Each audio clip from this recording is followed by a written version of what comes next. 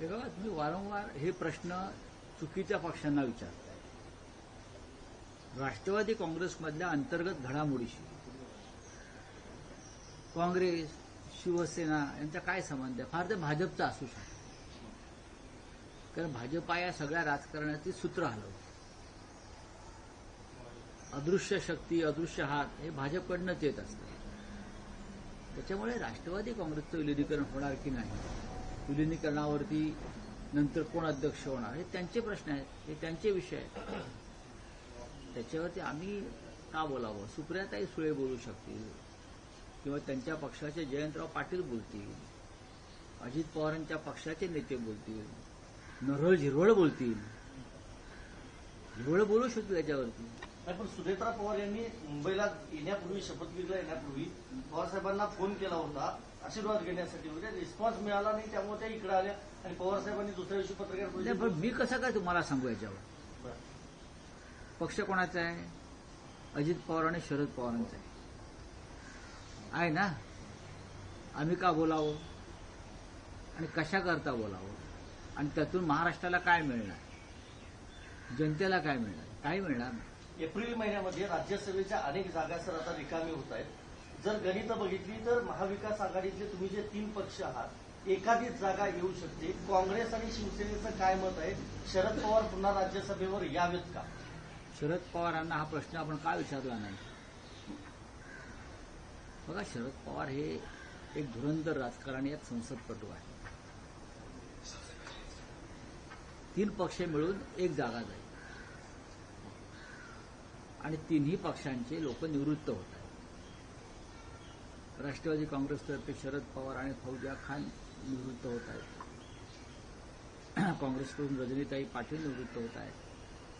शिवसेनेकडून प्रियांका चतुर्वेदी निवृत्त होत आहेत. आम्ही 3 पक्ष एकत्र बसू आणि निर्णय घेऊ. मध्यंतरी माझी शरद पवार साहेबांशी चर्चा झाली, त्यांना मी या विषयावरती त्यांचं मत विचारलं, तेव्हा त्यांनी मला सांगितलं की मी राज्यसभेसाठी ही निवडणूक पुन्हा लढवणार आहे. हे त्यांनी मला सांगितलं. आता या 3 पक्षामध्ये चर्चा झाली. शरद पवार हे ज्येष्ठ नेते, 60 वर्षापेक्षा जास्त काळ त्यांना संसदीय कार्याचा अनुभव आहे.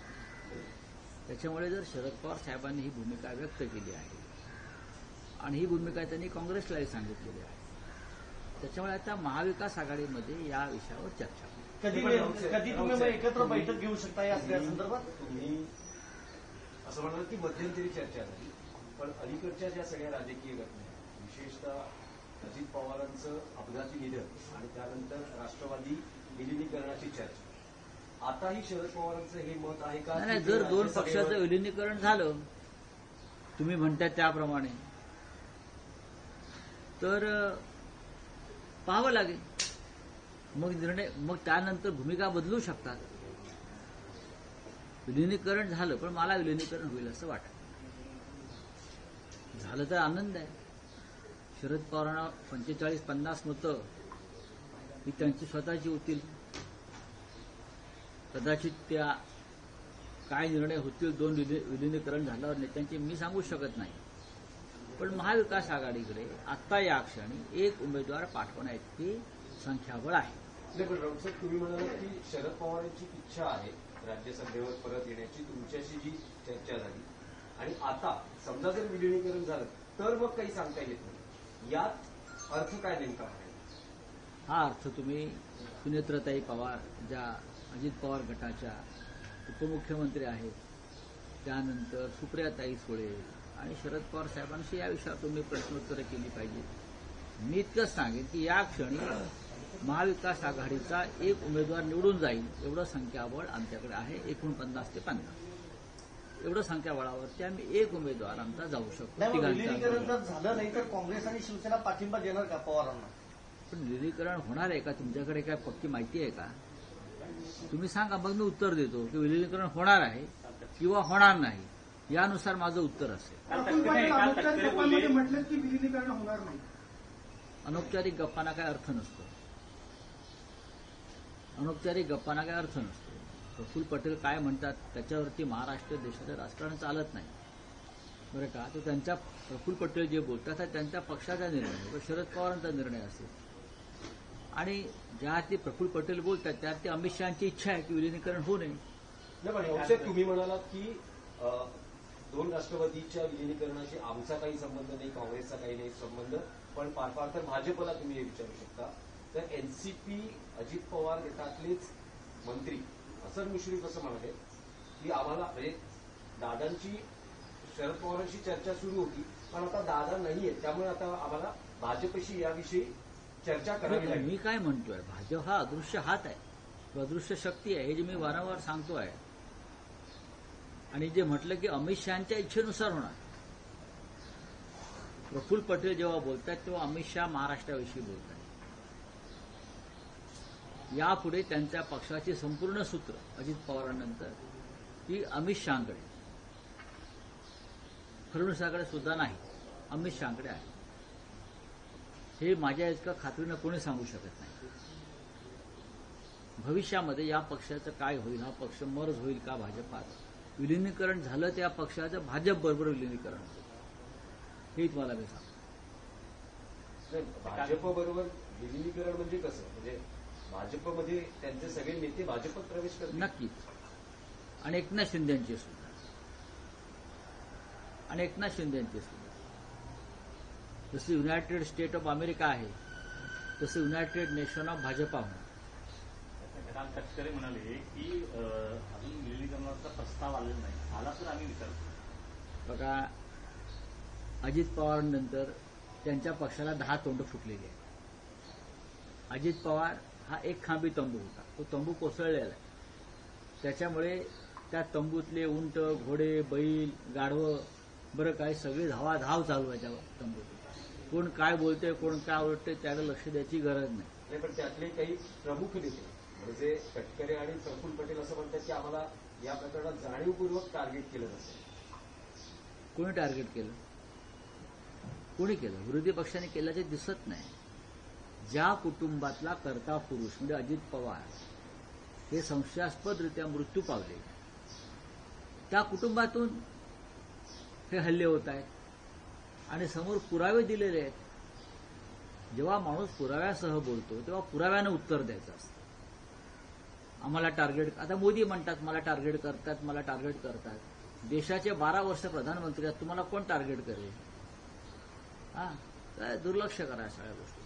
चला, धन्यवाद. रावसाहेब, आणखी एक विषय होता की चंद्रपूरमध्ये जे काही घडलं त्यावर तुम्ही एक प्रतिक्रिया व्यक्त करतात, त्यावर मनसेतून काही प्रतिक्रिया येत आहेत, आणि त्यातच पुढचा अध्याय म्हणजे काल मनसेच्या नेत्यांच्या वतीनं अशी भूमिका मांडण्यात आली की मुंबईत अनेक ठिकाणी आम्हाला शिवसेना उभाटाच्या कार्यकर्त्यांनी मदत केली नाही, अनेक ठिकाणी आम्हाला जागा मिळाल्या नाही, अनेक ठिकाणी अपक्ष उमेदवार उभे केले गेले, अनेक ठिकाणी आमचे उमेदवार असताना एबी फॉर्म दिले गेले, अशी भावना कार्यकर्त्यांची आहे आणि नेत्यांची व्यक्त व्हायला लागली आहे. भावना राज ठाकरेंकडे कार्यकर्त्यांनी व्यक्त केली. जर माझा राज ठाकरे साहेबांशी परवा चर्चा झाली, मी होतो त्यांच्याकडे, आम्ही चर्चा केली. तुम्ही जे म्हणताय ते जेव्हा स्वतः महाराष्ट्र नवनिर्माण सेनेचे प्रमुख राज ठाकरे बोलतील तेव्हा आम्ही त्याच्यावरती आमची प्रतिक्रिया देऊ.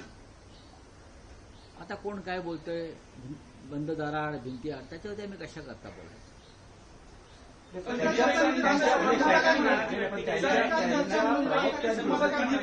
प्रवक्त्यांकडून ही प्रतिक्रिया व्यक्त. एक लक्षात घ्या, महाराष्ट्र नवनिर्माण सेना आणि शिवसेना यांची युती घट्ट आहे. कोणी काही बोललं तरी त्या युतीमध्ये काय मिठाचा खडा पडणार नाही. कोणाची किती इच्छा असली तरीही त्या या ठाकरे बंधूंच्या युतीमध्ये मिठाचा खडा पडणार नाही. घालण्याचा प्रयत्न सुरू आहे असं गणेश नाईकांनी सांगितलेलं आहे. नवी मुंबई येथील जे सर्व भूखंड आहेत ते पुन्हा एकदा बिल्डरांच्या घशामध्ये घालण्याचा प्रयत्न सुरू आहे. पुन्हा एकदा एकनाथ शिंदे नंतर त्यांनी ताकसेरी या ठिकाणी उभे होते. गणेश नाईक हे कॅबिनेट मंत्री आहेत आणि भारतीय जनता पक्षाचे मंत्री आहेत.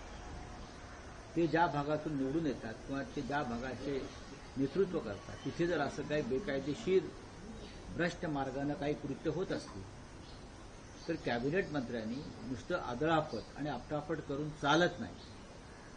त्याने एक भूमिका घ्यावी लागते कॅबिनेटमध्ये आणि समाजामध्ये. माझे त्यांना आव्हान आहे, त्यांनी ती भूमिका घ्यावी. जर बिल्डरांच्या घशामध्ये नवी मुंबईतले मोक्याचे भूखंड कोणी घातले असतील आणि ते तुमच्याच मंत्रिमंडळातले सहकारी असतील तर नुसती आपटापट करून चालणार नाही ना. तुम्ही एक भूमिका घेतली पाहिजे कठोर. त्यासाठी तुम्ही त्याग करण्याची तयारी ठेवली पाहिजे. तर तुम्ही नेते आहात आणि मोठे नेते आहात. अजित पवारांच्या विमानाचा अपघात होऊन 15 दिवस उलटलेले आहेत. त्यांच्याच पक्षातून सुरुवात झालेली होती. संशय त्यांनी अमोल मिटकरी असतील इतर नेत्यांनी व्यक्त केला होता, तुम्ही देखील व्यक्त केला होता. सर, यंत्रणा काम करतायत, तपास सुरू आहे इतकंच समजलं जात आहे. 15 दिवस झालेत, अजून काही निष्पन्न झालं नाही. तपास होणार नाही. तपासातून काही निष्कर्ष निघणार नाही. रोहित पवार यांनी जे प्रेझेंटेशन दिलं त्यातल्या कोणत्या मुद्द्यावर तपास झालाय किंवा झाला नाही हे शेवटपर्यंत तुम्हाला कळणार नाही. अजित पवार ज्या विमान कंपनीच्या विमानातून प्रवास करत होते त्या कंपनीमध्ये सुद्धा एक अदृश्य हात आहे. त्या कंपनीमधली बेनामी इन्व्हेस्टमेंट, बेनामी मालक कोण आहेत याचा आधी तपास व्हायला पाहिजे. राऊतसाहेब, मंत्री नरहरी झिरवळ असं म्हणतात की जे मंत्रालयातलं लाचखोरी प्रकरण उघडकीस आलं त्याचे जर दागेदोरे आपल्यापर्यंत आले आणि तसे जर सिद्ध झाले तर मी मंत्रिपदाचा राजीनामा. त्यांनी नैतिकतेच्या मुद्द्यावर राजीनामा दिला पाहिजे. सगळ्यात आधी नरहरी झिरवळ काय आहेत हे सगळ्यांना माहिती आहे. त्यांच्या पेठ तालुक्यातल्या लोकांनाही माहिती आहे. मला तोंड उघडायला लावू नका. नरहरी झिरवळ यांचं कार्यालय, मंत्र्यांचं कार्यालय एसीबीने सील केलंय यासारखी लाजिरवाणी गोष्ट नाही. आणि मुख्यमंत्र्यांच्या आदेशाशिवाय अशा प्रकारची कारवाई मंत्रालयात होऊ शकत नाही. याचा अर्थ मुख्यमंत्र्यांच्या कार्यालयाचं त्यांच्या मंत्रालयातल्या लाचखोरीवर लक्ष होतं आणि लाचखोरीचा अतिरेक झाला तेव्हाही कारवाई झाली. झिरवळांचं मंत्रालय किंवा जे डिपार्टमेंट आहे ते सामान्य माणसांच्या जीवाशी संदर्भात असं मंत्रालय. औषधं आहेत, ड्रग्स आहेत, इतर काही गोष्टी आहेत, तंबाखू आहेत, मेडिकल स्टोअर्स आहेत, गुटखा आहे. आणि ज्यांना झिरवळांचं चारित्र्य माहिती आहे या संदर्भात तर त्यांना काय सांगायला नको की त्या मंत्रालयात किती अनागोंदीने अराजक माजलं होतं ते. ह्याच झिरवळांच्या काळामध्ये उपाध्यक्ष असताना पक्षांतर बंदी कायद्यासंदर्भातले काही विषय पक्षांतराचे त्यांच्यासमोर आले होते आणि काय आहे पडद्यामागे काय घडलं हे आम्हाला माहिती आहे. मालेगांव का सवाल है डेप्यूटी जो उप महापौर हैं उनके ऑफिस में टीपू सुल्तान का फोटो लगा है और कहा गया है शान हिंद. वाद सुरू झाला. बात ऐसी है, अगर टीपू सुल्तान का फोटो लगाया है और टीपू सुल्तान को इस सरकार का विरोध है तो महाराष्ट्र के मुख्यमंत्री ने एक आदेश देकर फोटो निकालना चाहिए. सीधी सी बात है ना. वाद प्रतिवाद क्यों कर रहे, माहौल क्यों खराब कर रहे. टीपू सुल्तान को राष्ट्र पुरुष का दर्जा नहीं मिला है ना. और सरकार नहीं चाहती तो सरकार ने एक आदेश निकालकर वो फोटो निकालना चाहिए. सरकारी कार्यालय में कौन से फोटो लगने चाहिए या नहीं लगने चाहिए, इस बारे में एक संहिता है, एक प्रोटोकॉल है, उस हिसाब से लगने चाहिए फोटो. सर, प्रफुल्ल पटेल और सुनील तटकरे का कहना है कि जो प्लेन क्रैश मामले में मुझे उन दोनों को जबरदस्ती टारगेट किया जा रहा है, इस तरह से कहा जा रहा है. क्या देखिए, कोई किसी को टारगेट नहीं करता. लोगों के मन में आशंकाएं है, शंकाएं बहुत कुछ है. जिस तरह से अजित पवार का मृत्यु और या एक्सीडेंट हुआ है, लोग एक्सीडेंट मानने को तैयार नहीं. महाराष्ट्र की जनता, देश की जनता. और टारगेट अपोजिशन नहीं कर रहे भैया. जिस परिवार का सदस्य इस हादसे में खो गया है या उनकी मौत हुई है, उस परिवार के लोग कर रहे हैं. आपके पार्टी के लोग आपको टारगेट कर रहे हैं, आपके विधायक आपको टारगेट कर रहे हैं, छगन भुजबळ कर रहे हैं, हसन मुश्रीफ कर रहे हैं. आप उनसे पूछिए, आप फिर रोना धोना बंद कर दीजिए। सर, विलीनीकरण को लेके अनौपचारिक बातचीत में प्रफुल्ल पटेल ने कहा कि ये मर्जर नहीं होगा दोनों एनसीपी का। देखिए, अगर प्रफुल्ल पटेल बोलते हैं तो ये अमित शाह की इच्छा है, किसी भी हालत में दो परिवार एक नहीं होने चाहिए, ये अमित शाह की इच्छा है, इतना मैं कह सकता हूं।